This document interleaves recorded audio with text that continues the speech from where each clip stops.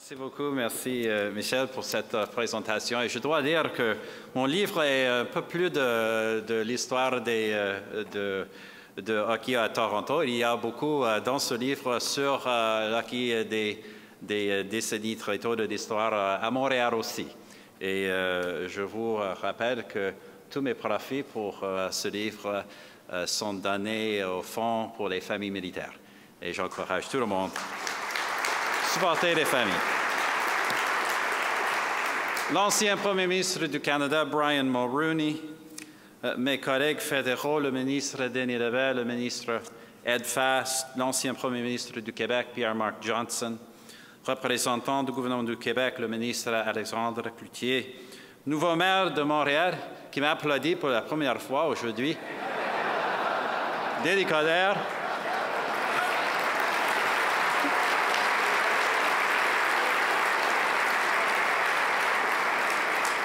distingués invités, membres de la communauté d'affaires, mesdames et messieurs. It's always a pleasure for me to be back in Montreal. Et avant d'aller plus loin, j'aimerais remercier la Chambre de commerce et vos membres pour votre aimable invitation aujourd'hui.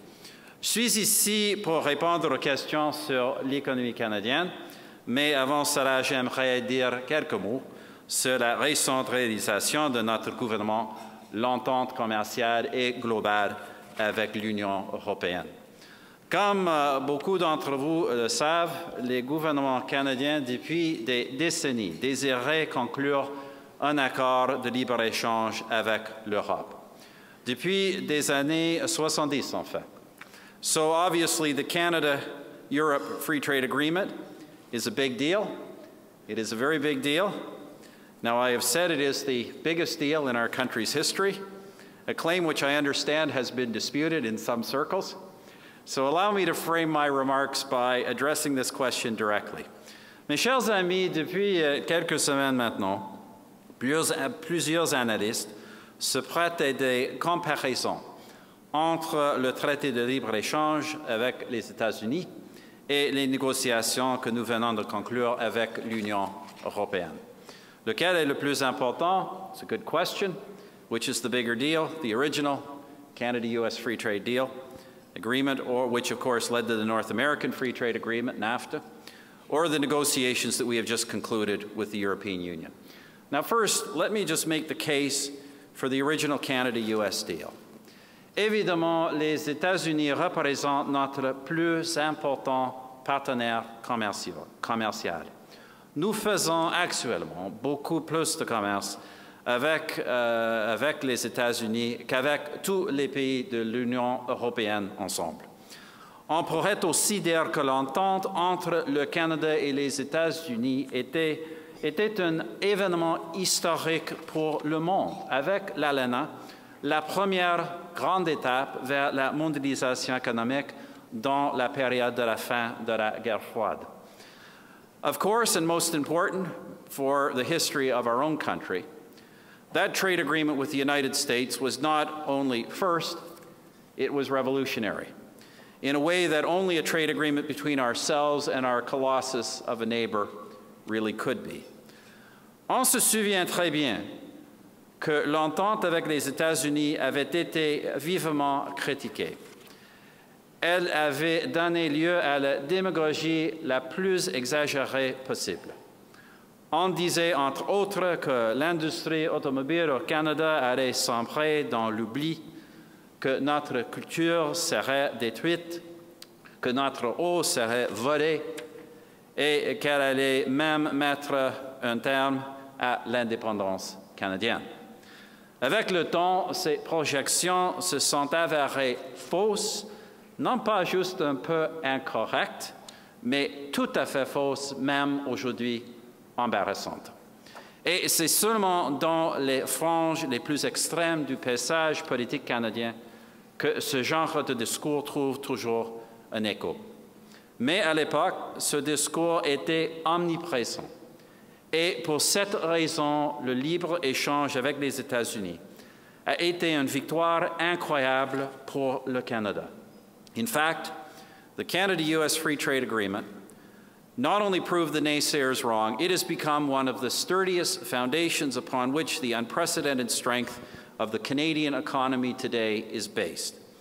And without that achievement, the truth is, ladies and gentlemen, we could not have concluded, and I could not be here with you today to celebrate our latest historic achievement, free trade with the European Union. Donc, pour ce qui est du libre-échange avec les États-Unis et toute l'Amérique du Nord, nous sommes tous vraiment redevables au gouvernement conservateur de Brian Mulroney.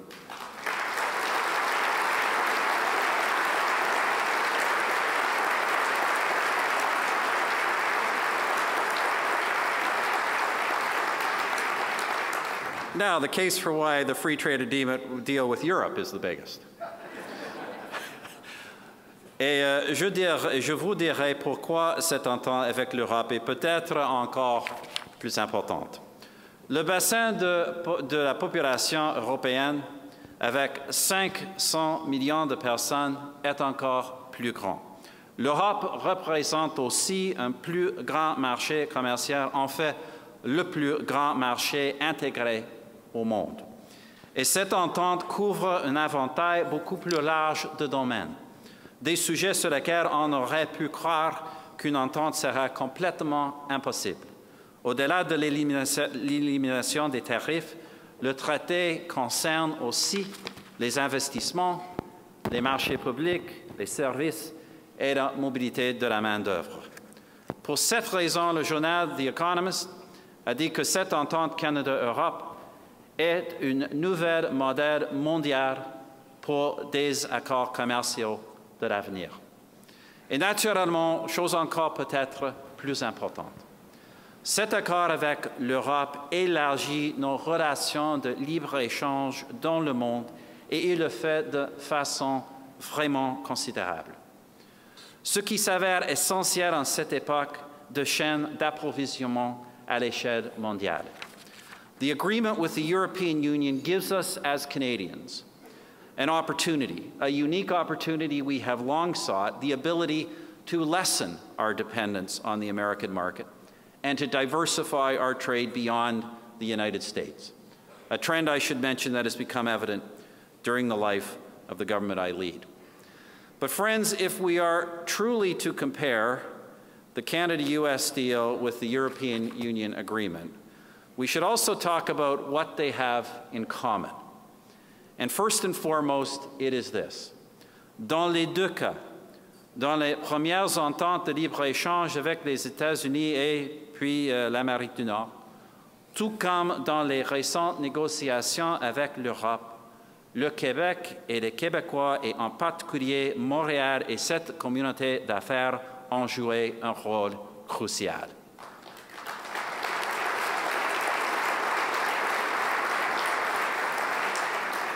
Let me repeat that. In the case of both the original U.S. Free Trade Agreement and the recent European negotiations, Quebec and Quebecers, and in particular, Montreal and this business community, have played a crucial role. Naturellement, le libre-échange avec les États-Unis était la cause que Brian Mulroney défendait, mais cette idée était également appuyée par les partis provinciaux de tous les horizons politiques au Québec. De façon similaire, le libre-échange avec l'Europe a été agressivement appuyé dès le début, de façon élégante, par l'ancien Premier ministre du Québec, Jean Charest. Il a nommé comme son négociateur un ancien Premier ministre d'une autre couleur politique, Pierre-Marc Johnson, et je dois dire Pierre-Marc était l'un des négociateurs les plus efficaces tout au long du processus, et il mérite d'être applaudi chaleureusement pour son rôle.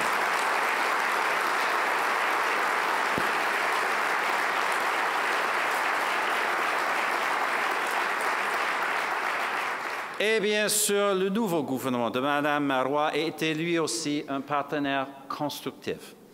So once again, we had a broad Quebec consensus behind these historic negotiations, a consensus that this time has also been strong across the country. Mais encore une fois, un consensus qui était probablement plus vaste et plus fort au Québec. De toute évidence, un consensus politique si vaste illustre inévitablement le travail d'autres acteurs, particulièrement du milieu des affaires et en particulier du milieu des affaires de Montréal, comme les personnes présentes aujourd'hui en témoignent. Et à cet égard, je dois rendre un hommage spécial à un chef d'entreprise. L'un des premiers Canadiens à s'être tourné vers l'Europe est aussi l'un des plus grands financiers canadiens-français de notre histoire. Malheureusement, il s'est éteint dernièrement, mais sa vision sera toujours une source d'inspiration pour les gens d'affaires canadiens d'un océan à l'autre. Je parle, bien sûr, de feu le grand Paul Desmarais.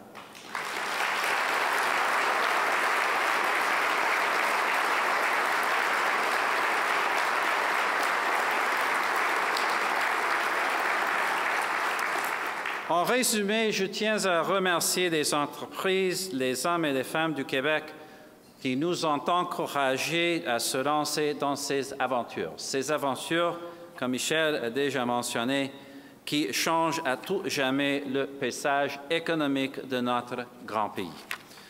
Now, ladies and gentlemen, the rest is up to you. Over the next couple of years, legal and technical work will be completed. The deal will be translated into the 24 languages of the European Union, and the ratification process will begin. But it will be for you as business people to see the opportunities and to take advantage of them. And those opportunities are enormous. Nous parlons d'un accès pratiquement exempt de tarifs et en grande partie sans obstacle pour le transport vers un marché bien établi dont le PIB est de 17 000 milliards de dollars. Le libre-échange avec les États-Unis a déjà prouvé que les entreprises canadiennes peuvent affronter les meilleurs et en sortir gagnantes. Et maintenant, plus que jamais auparavant, nous, Canadiens, nous trouvons dans une position de force. Grâce à des taux d'imposition concurrentiels, un bilan relativement solide, à notre stabilité politique et au système financier le plus sûr au monde. As I said in the throne speech, with all of these things lining up, it is Canada's moment, and it is the time to seize that moment.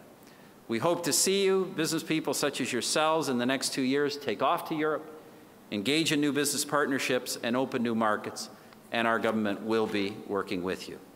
Nous pouvons devenir à court et moyen terme le pivot commercial incontournable entre l'Europe et les États-Unis. Alors, profitons-en. Entre-temps, je peux vous assurer que l'économie est et demeurera la priorité numéro 1 de notre gouvernement. Une priorité qui, je crois, se reflète dans le rendement exceptionnel de ce pays. Un rendement qui ne pourrait qu'à s'améliorer lorsque Montréal et tout le Québec seront pleinement représentés au cœur de notre gouvernement. Mais cette question pourra être abordée un autre jour.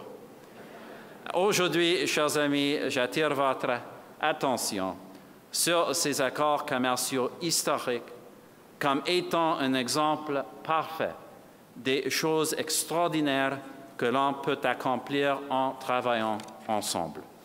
Et c'est en continuant sur cette voie que nous allons assurer la création d'emplois, la croissance économique et la prospérité à long terme à Montréal, au Québec et à la grandeur du Canada. Merci beaucoup.